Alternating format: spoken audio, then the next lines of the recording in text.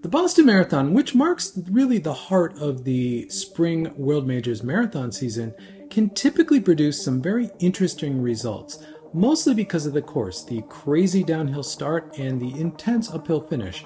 And in this year's 2024 Boston Marathon, there was no difference. We saw some very interesting results, especially on the women's side, that really mixed things up for the podium.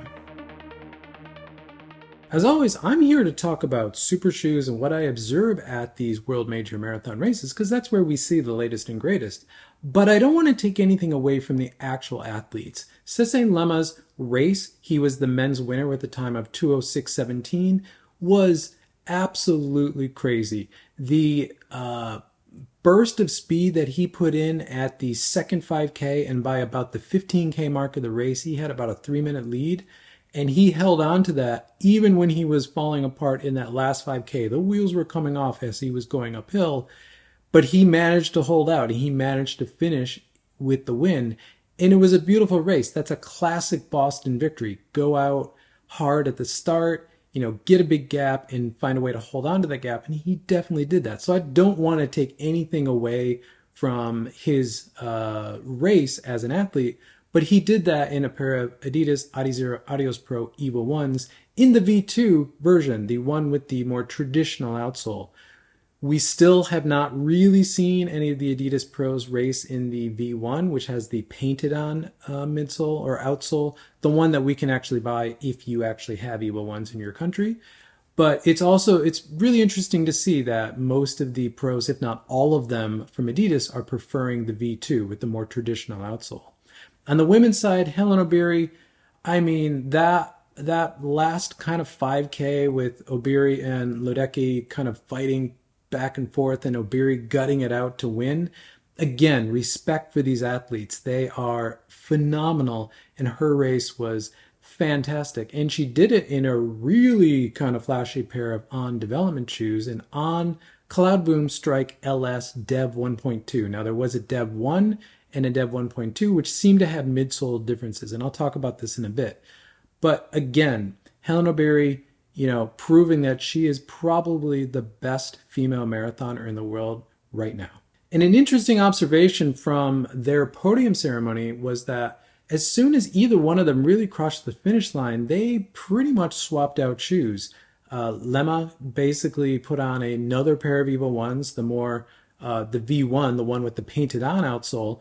And then if you see photos of him holding a shoe with the winning time written on it, that's a third pair. That's also a V1 with the painted on outsole. So it's interesting how he immediately swapped shoes. I don't know where the actual pair that he raced in went, but they weren't the one he was wearing on the podium or the one he was holding up.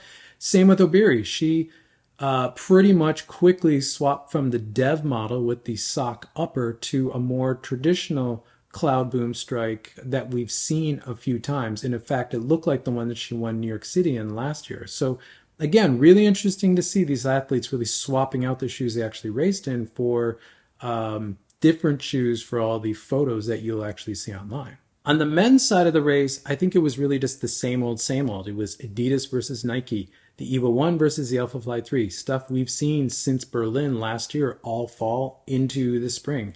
I don't see that changing anytime soon, though. By this fall, Berlin 2024, Adidas will be releasing its latest round of Adios Pro 4 Evo C, the next version of whatever that is going to be. So that could shake things up.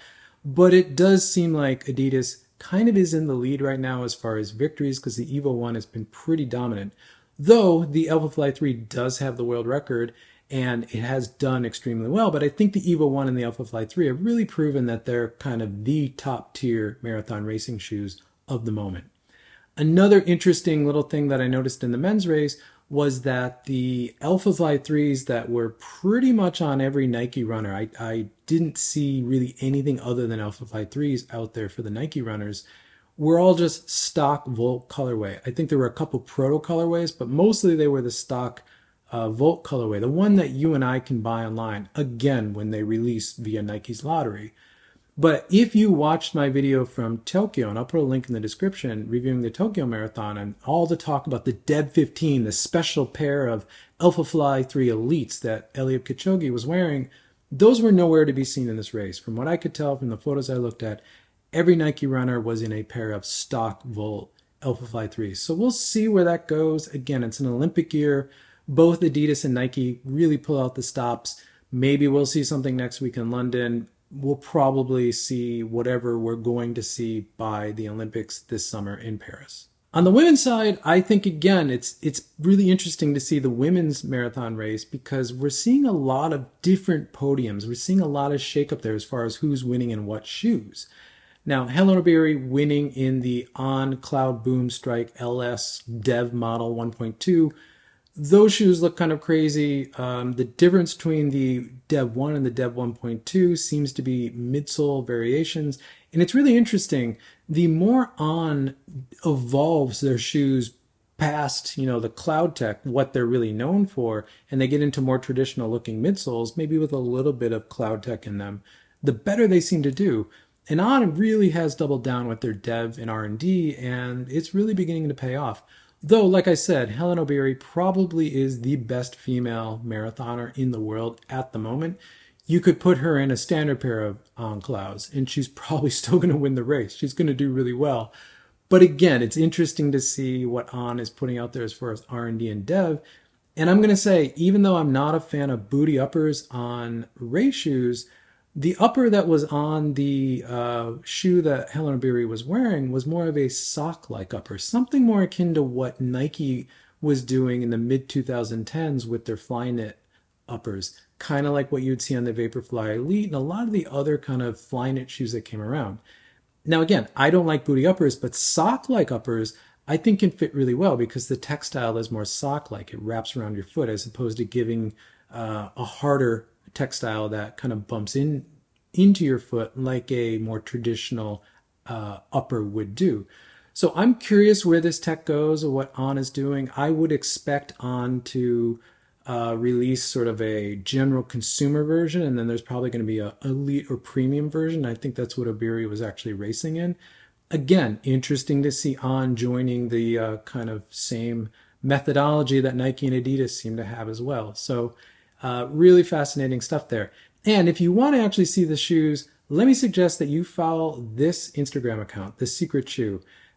He really covers this stuff. And if you want to see in detail what Hellen Obiri was actually running in, go check out his Instagram. Go follow him. You'll see all of these sort of dev models coming up. It's one of the best Instagram accounts to follow this sort of stuff. Additionally, on the women's podium, you had Sharon Lokedi in a pair of Under Armour Velociti Elite 2s. It looks like the same shoe that she did very well in New York last year. Actually went head-to-head with Obiri again in New York last fall. But again, Under Armour, who's really talking about Under Armour at the elite level of marathoning? On the women's side, they seem to be doing well. And speaking of that, Puma actually does really well too. The third place on the podium was in a pair of Puma Deviate Nitro Elite 3s, the same ones that we saw all over the U.S. Olympic trials about a month or a month and a half ago. So again, really interesting to see some new shoes and some shoes shake up the women's elite marathon podiums. One of the biggest observations I made of this year's Boston Marathon was that for the first time at a world major marathon at the elite level, we didn't see a lot of Nike Vaporflys. Now, last year in the 2023 Berlin Marathon, we didn't see any Nike Vaporflys on the podium, but we did see a lot of Vaporflys in both the men's and women's fields, elite fields overall. This year's 2024 Boston Marathon, though, we didn't really see any Nike Vaporflys, and that hasn't happened in about 6 or 7 years since the Vaporfly 4% first came out. Now, if you look at the start line photos for both the men's and the women's field, any of the Nike runners, they're in Alphafly 3s, mostly Volt colorways. There were 1 or 2 proto colorways in there. You do see a couple Vaporflies, mostly in the men's field, but they look like they're the runners behind the elites, behind the runners with the names on their bibs. And what Vaporflies I did see behind the elites, they were mostly Vaporfly Next% 2s. I didn't see any Vaporfly 3s. I think I saw 1 or 2 in the women's field behind the elite women, but again, not a lot of Vaporflies. So this is a little bit of a passing of the guard moment from the dominance of the Vaporfly to really, I think, the dominance of the Adidas Evo 1 and the Nike Alphafly 3, really establishing themselves as the top tier of marathon racing shoes. And the last observation I have is really the top American finishers. Now, on the men's side, we had CJ Albertson coming in 7th place overall with a time of 2:09:53, wearing a pair of Brooks Hyperion Elite 4s, and they look like stock off-the-shelf Hyperion Elite 4s. Now, some reviewers are arguing that that isn't a super shoe, but obviously CJ Albertson can make it work and make it work really well.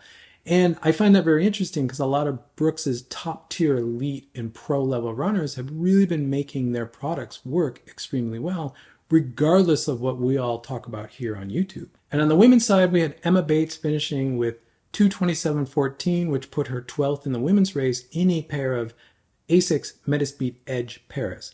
And again, thank you for Asics for making the outsoles of the Sky and the Edge models different colors so that we can tell the difference. Interestingly, Emma Bates, Sarah Hall were both in the Metaspeed Edge Paris. I didn't see many Metaspeed Sky Paris shoes out there. I did see a few in the men's race. I'm sure they were around, but it's really interesting to see Asics pros and what they're actually choosing to race in now that we can tell the difference. Thank you for making it to the end of the video. If you find this content useful, consider subscribing. You'll see more content from me pop up in your feed. If not, drop a like on this video because it helps this channel continue to grow, which I always appreciate. And with that, I'll catch you in the next one.